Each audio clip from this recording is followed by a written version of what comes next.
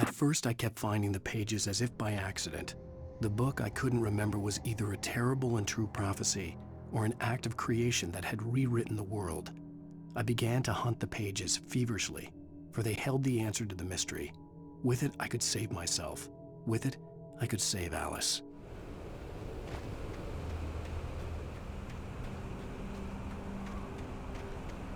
The gas station was closer now, its light welcoming in the darkness.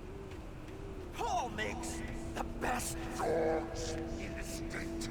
Belly Burster is the best with no contest. Monster Dog is second best.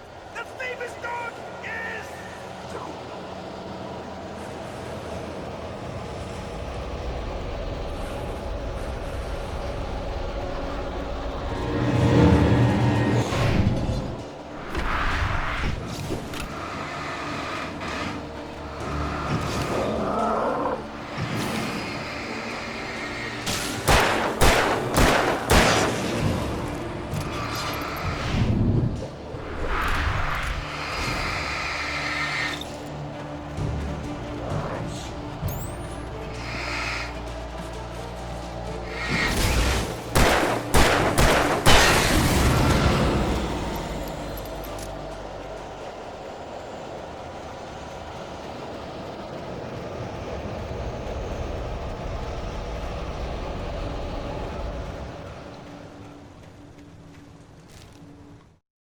I stepped into the gas station's garage. It was dark and quiet.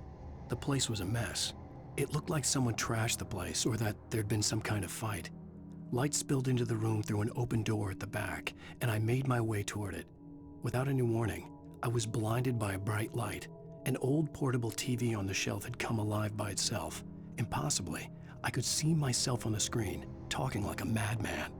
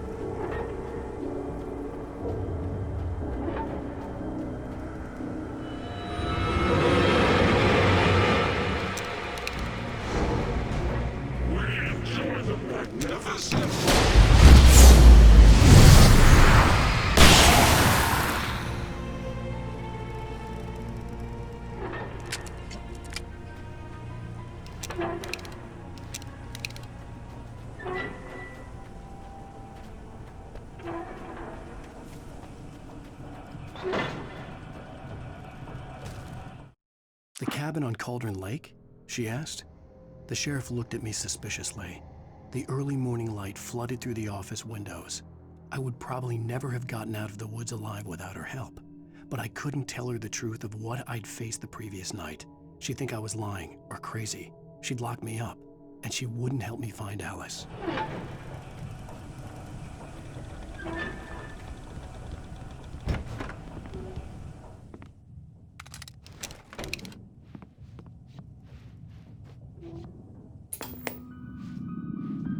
Science. It bestows immortality on those who advance it to elevate all of mankind. Newton, Einstein, Sagan, princes among men. But the price for such a legacy is steep indeed. In Night Springs. Tonight's episode, a quantum suicide. If our lives are already written, it would take a courageous man to change the script. Having called a press conference, Dr. Barclay Colvin is about to demonstrate that very courage. Ladies and gentlemen of the press, I am Dr. Barclay Colvin, and I'm glad so many of you could join me here at the Moorcock Institute. Tonight, I'm going to give a practical demonstration of the many worlds interpretation. As you can see, this is a loaded 9mm pistol. It shall be part of a thought experiment. And now, a real experiment, known as a quantum suicide. Did he say suicide? Is that a real gun?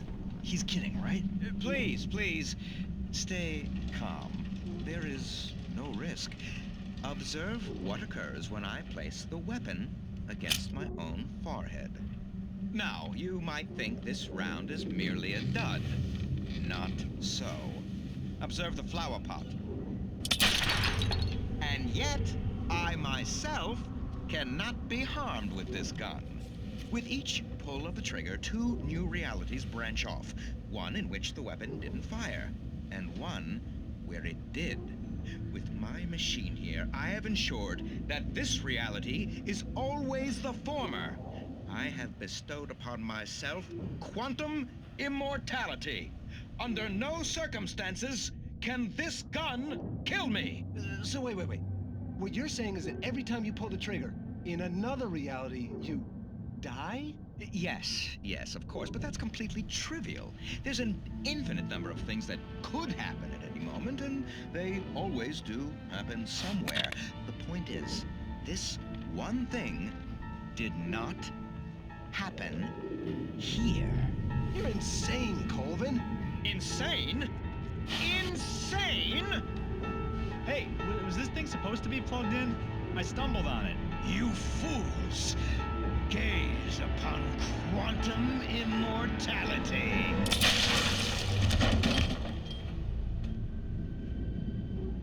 Poor Dr. Colvin, felled by his own hubris or the ignorance of the masses.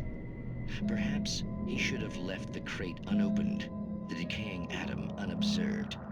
Curiosity often kills the cat. In Night Springs.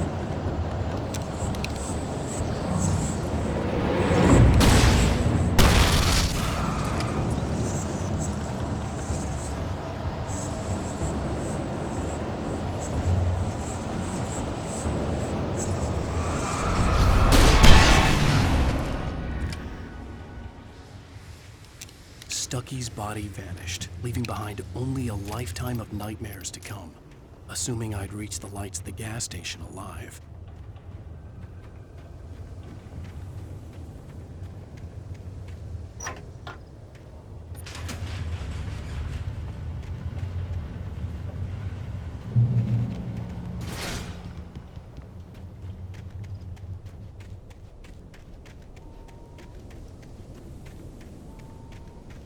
I recognized the parade float I had seen in Bright Falls when I first arrived with Alice.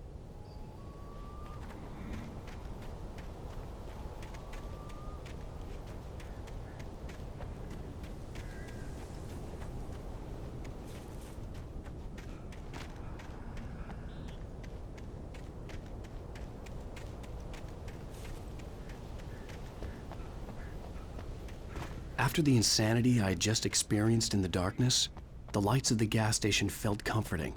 At least for a moment, the sane world reasserted itself.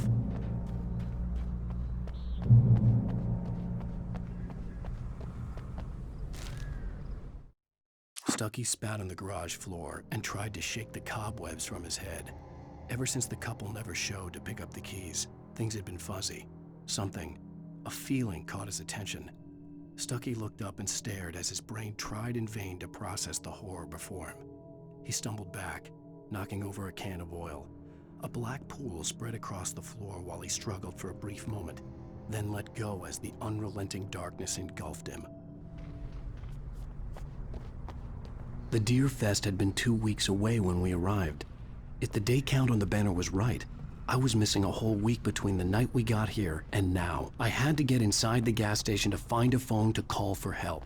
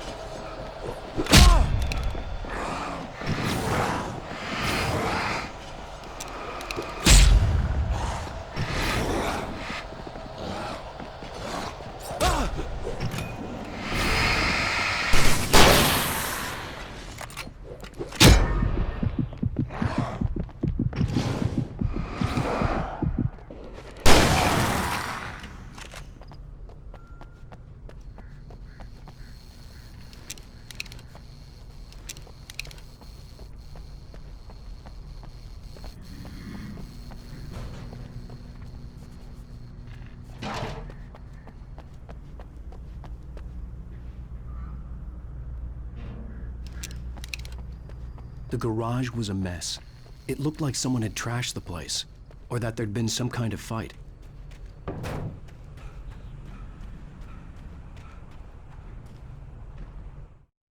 Toby knew the smell.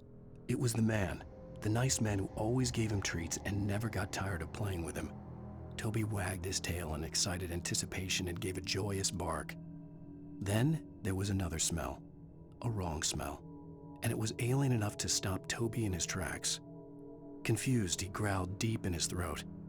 The wrong smell came from the nice man. Blind animal terror pierced the dog's brain an instant before the axe followed suit.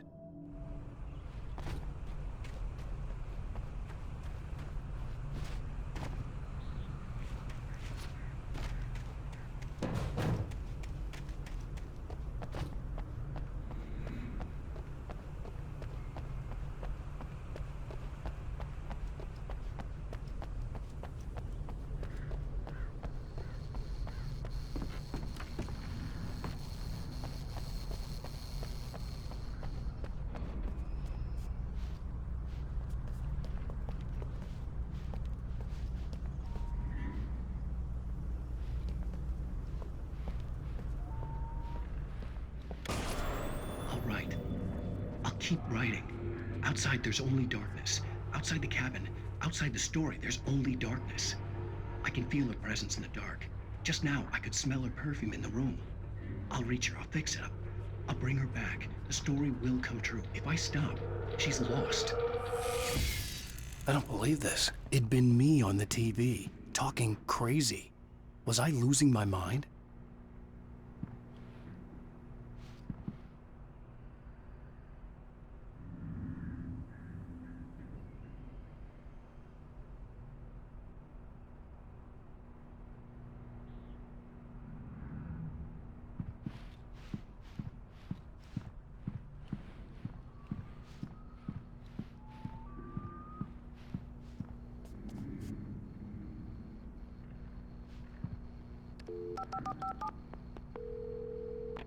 Bright Falls Sheriff Station.